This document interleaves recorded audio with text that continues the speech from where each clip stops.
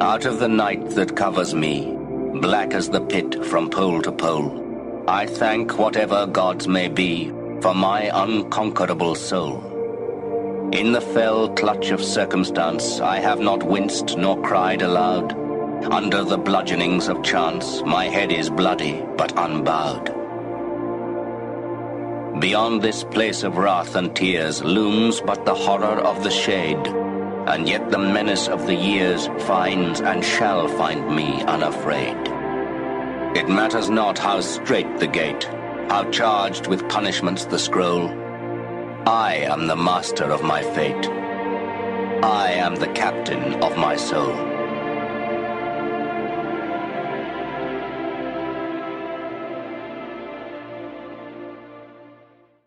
That education only gonna take you so far.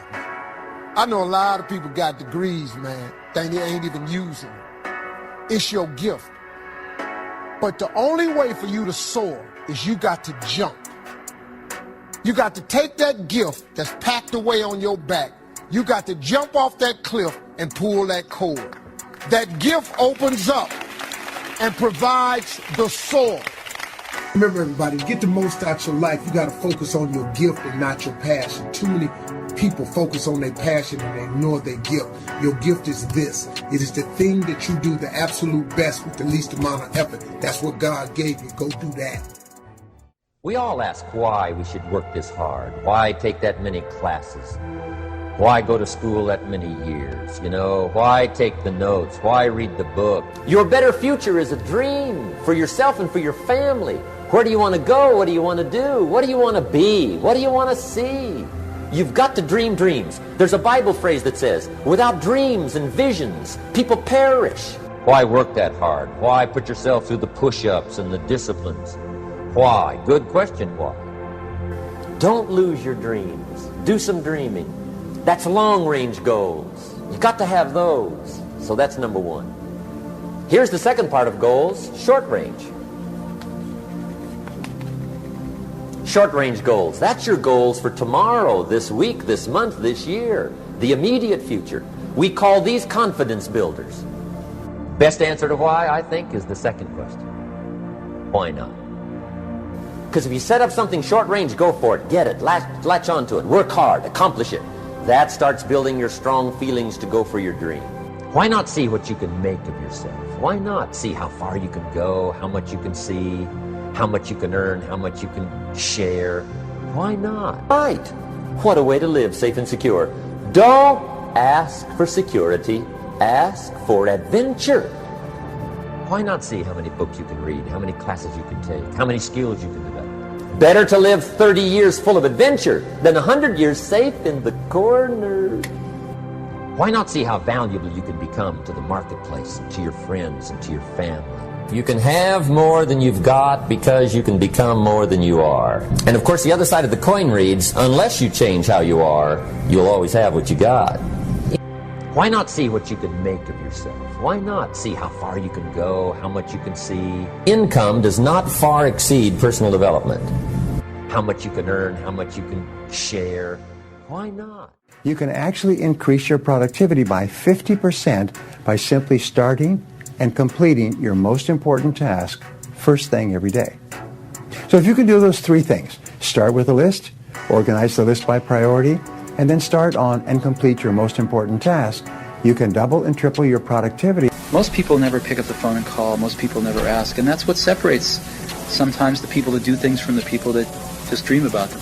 If you're afraid of failing, you won't get very far. That you can learn anything you need to learn to achieve any goal you can set for yourself. All success skills are learnable. All business skills are learnable. All money-making skills are learnable. Everyone who is good at them today was at one time terrible at them.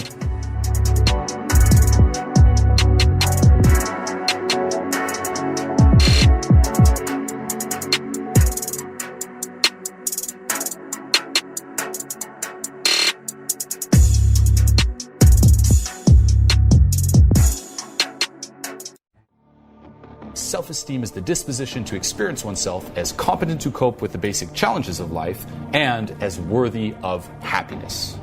Our self-esteem creates a set of implicit expectations of what is possible and appropriate to us. These expectations tend to generate the actions that turn them into realities, and the realities confirm and strengthen the original beliefs. Okay, so let's just say you have low self-esteem, you don't really feel like you can cope with the challenges of life, you don't really feel like you're appropriate to life, it's like, this is not really for me, I can't really achieve all of this, and it's just this cycle that goes on and on and on, and that keeps you just stuck.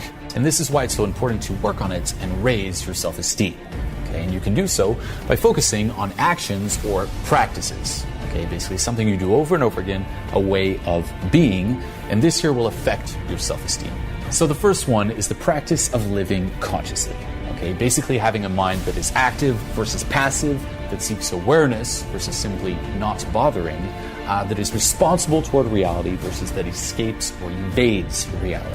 The second is the practice of self-acceptance. Okay, basically to be for yourself and to refuse to be in an adversarial relationship to yourself. The third is the practice of self-responsibility. To feel competent to live and worthy of happiness, I need to experience a sense of control over my existence. Okay, and this means to take 100% responsibility for your life and your well-being. Okay, the fourth practice is the practice of self-assertiveness. That self-assertiveness means honoring your wants, your needs, your values, and seeking the appropriate forms of their expression in reality.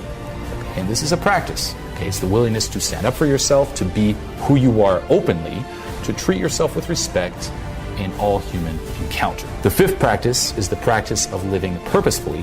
Okay, and this means basically using your powers for the attainment of goals you have selected. Okay, to live without a purpose is to live at the mercy of chance. Okay, it's like whatever happens will happen. You're just a drifter.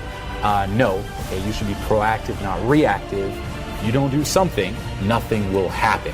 What it means is staying true to yourself. Okay, integrity asks that our effort to find the best choice be authentic, that we stay conscious, stay connected to our knowledge, call on our best rational clarity, take responsibility for our choice and its consequences, do not seek to escape into the mental fog.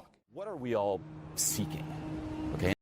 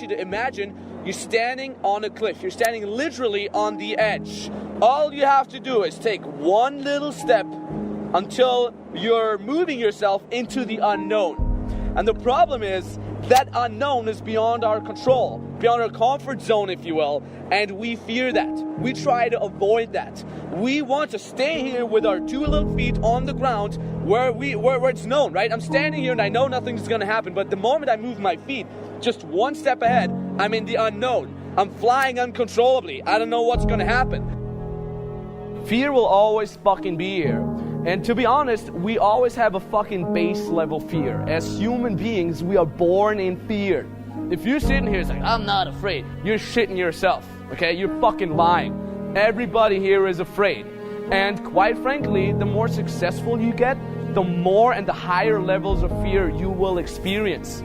The first thing we're trying to do when we're in a moment of one step into the unknown is we're thinking. We're trying to think through the whole problem. We're trying to think the problem away. It was like, let me just think.